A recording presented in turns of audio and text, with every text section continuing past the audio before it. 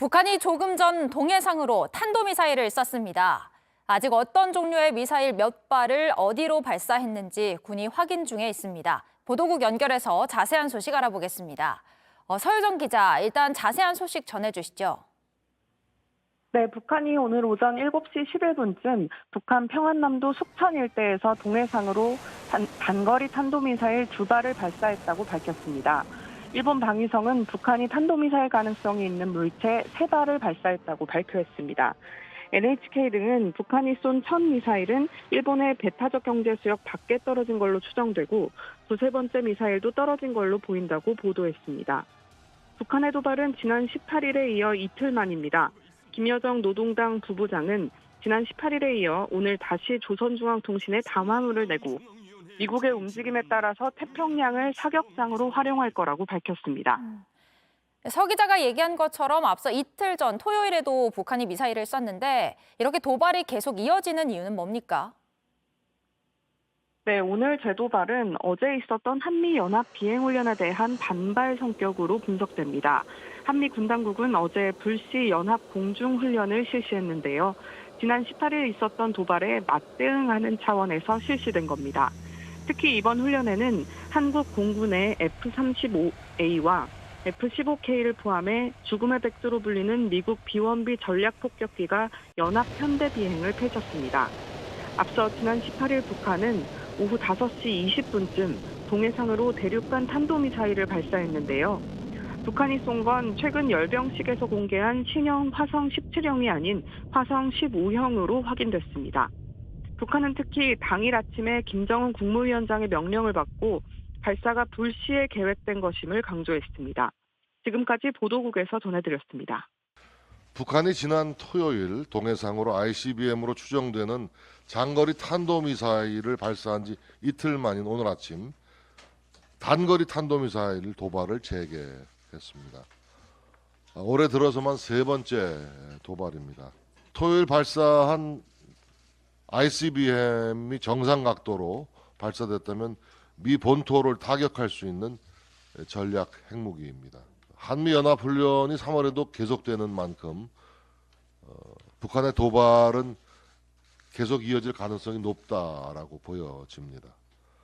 문재인 정권이 김정은이 핵을 포기할 확고한 의지가 있다라는 거짓말로 지난 5년 내내 펼친 평화쇼가 파탄난 것입니다.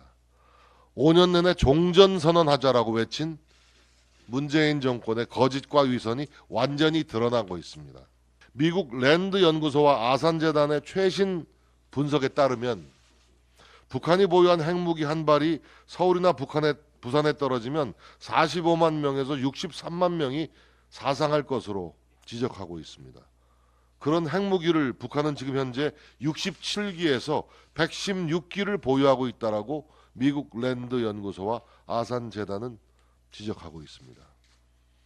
이 시점에서 분명히 해두고 싶은 것이 있습니다. 북한의 무모한 무력 도발이 계속되면 될수록 대한민국의 자체 핵무장론도 더욱더 힘을 얻게 될 것이라는 점입니다. 김정은이 ICBM으로 노리는 것 한미동맹의 파괴, 미국의 한반도 전쟁 참여 봉쇄입니다. 북한 핵에 대한 우리의 선택은 분명합니다. 우선 확고한 핵 억지력을 확보해야 합니다. 북한이 핵을 한반도에서 사용하면 다시는 일어설 수 없도록 킬체인을 강화해야 합니다. 만일 이러한 대응이 부족하다면 우리는 자체 핵무장에 대한 심각한 고민을 해야 할 것이라고 저는 생각합니다. 프랑스 드골 대통령은 핵 보유에 나선 이유를 이렇게 설명했습니다. 미국은 파리를 위해 뉴욕을 희생할 준비가 되어 있지 않다. 그래서 프랑스는 자체 핵무기가 필요하다고 믿었다. 북한의 ICBM 발사와 함께 최근 북한에 굶어 죽는 사람이 속출하고 있다는 국제 구호기구발 소식이 들어왔습니다. 김정은은 아버지 김정일과 함께 똑같은 딜레마에 직면해 있습니다. 핵무기를 손에 쥐고 인민을 굶어 죽이느냐, 핵과 미사일을 내려놓고 왕좌에서 내려오느냐. 김정은은 그 아버지 1처럼 200만, 300만 북한 주민을 굶겨 죽이더라도 핵을 절대 내려놓지 않을 것입니다. 김정은이 어떠한 위협에도 윤석열 정부와 국민의힘은 굳건한 한미 동맹을 바탕으로 물샐 틈 없는 대비태세로 국민의 소중한 생명과 안전을 반드시 지켜낼 것입니다. 국내외, 우리나라뿐만 아니라 미국 내에서도 사실 한국의 핵무장론은 심심치 않게 거론되고 있는 것입니다. 제가 분명히 얘기했습니다. 북한의 이러한 무력 도발이 계속 이어질 경우 우리 대한민국 내부에서도 자체 핵무장론은 더욱더 힘을 얻게 될 것이 뻔한 이치 아니겠습니까? 그 점을 제가 원론적으로 말씀드렸다는 것. 윤석열 대통령의 말에 파장이 커지고 있습니다. 당장 우리도 자체 핵을 보유할 수 있다는 말이 그렇습니다.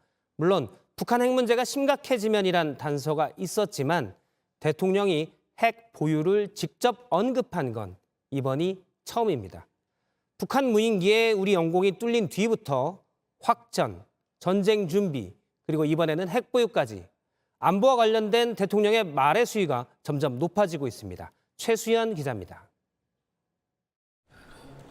윤석열 대통령이 어제 외교부 국방부 업무보고에서 자체 핵 보유를 언급했습니다.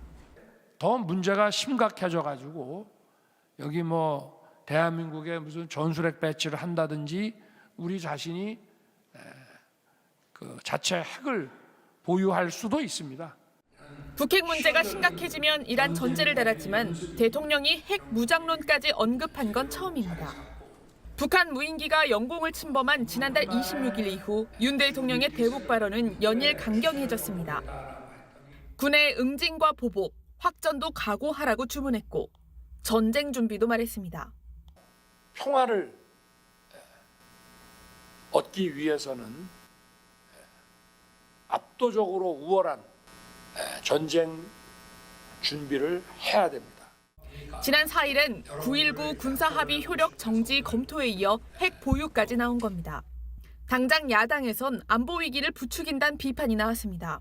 섣부른 대통령의 핵무장 발언이 대한민국 국민에게는 핵폭탄입니다. 자체 핵을 보유할 경우 한반도 비핵화를 스스로 부정하게 되고 핵 확산 금지 조약 NPT에서 탈퇴해야 하는 등 현실성이 없다는 지적도 나왔습니다. 대통령실 관계자는 NPT 체제를 준수한다는 대원칙엔 변함이 없다며 북핵 위험이 고도화되는 상황에서 대통령의 단호한 의지를 표명한 것으로 이해해달라며 진화에 나섰습니다. JTBC 최수연입니다.